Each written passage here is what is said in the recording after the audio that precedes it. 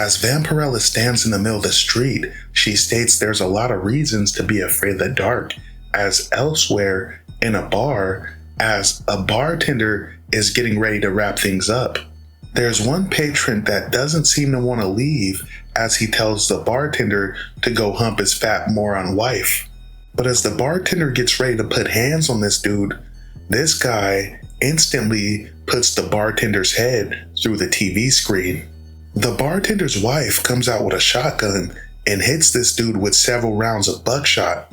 But this dude just eats that shit, and he lets her know that this jacket was worn by Cameron Mitchell in the highest chaparral, and it probably costs more than your pathetic ass business makes in a year. The old lady is like, holy fuck, it's the Terminator, as she tries to retreat. But this dude is instantly in front of her as he grabs the old lady and then proceeds to drink her blood. And then the kids. Oh, the kids. The next day, the family would be on the news having gotten zeroed by that vampire.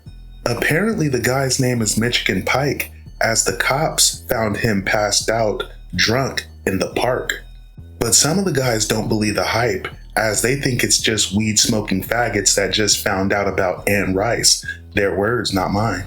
But Vampirella just happens to be sitting behind him, and she informs him not to bet the farm on that theory.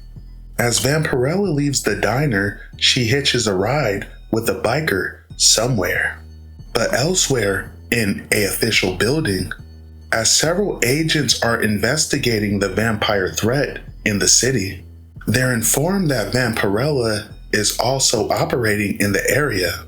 One of the agents wonders why she's unafflicted by the usual weaknesses of most vampires.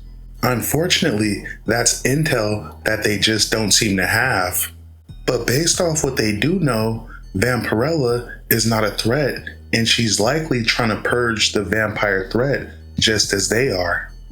When asked how she's even locating the vampires, Agent Mulligan is informed it's likely through classic honeypot tactics: walking down the wrong streets, getting drunk in all the wrong clubs, and hitching rides with all the wrong people. Eventually, we would see Vampirella as she finally has picked up a guy, and they make their way into the night from a bar. As this guy holds Vampirella against the truck and starts kissing her, he begins to bare fangs, preparing to pierce her neck. But to his horror, Vampirella actually starts feeding on him. As this guy is on his knees, blood leaking out his neck, Vampirella would take a sledgehammer to this guy's face.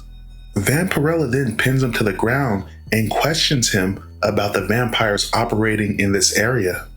He tells her of a place called Nowheresville, which is the town of Gentle Creek, a small crappy town where every single inhabitant, even the pets, have been turned into vampires. He tells her Nowheresville has existed all this time without attracting any attention, but the good times have to end sometimes. But elsewhere, in the city courthouse, as Michigan Pike is in the holding cell, two of his friends from Nowheresville has arrived. The guard is approached by two sexy-ass ladies that entice him into letting Michigan go. As they make their way towards the cell, the guard asks if they need the keys, but no keys are needed, as one of the ladies simply rips the cell doors off the hinges. But back at the Petco Lounge, as a few guys are exiting the bar, they're reminiscing on that fine-ass bitch in the form of Vampirella and the lucky guy she left with. But what they don't realize is that lucky guy was actually a fucking vampire, and that vampire is now chained to their car. As these guys drive away, the vampire is badly dismembered and mutilated. As we see Vampirella standing in the middle of the street, she states, "There's a lot of reasons to be afraid of the dark, and she is one of them." To be continued.